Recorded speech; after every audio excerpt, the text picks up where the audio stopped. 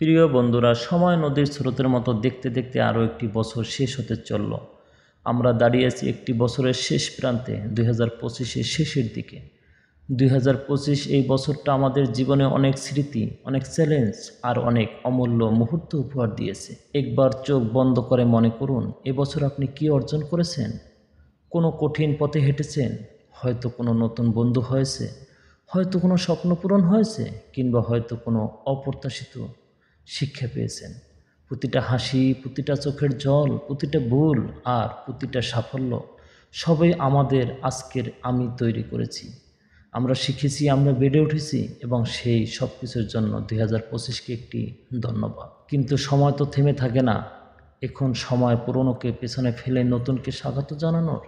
দরজায় কড়া নাড়ছে আমাদের নতুন যাত্রা 2026।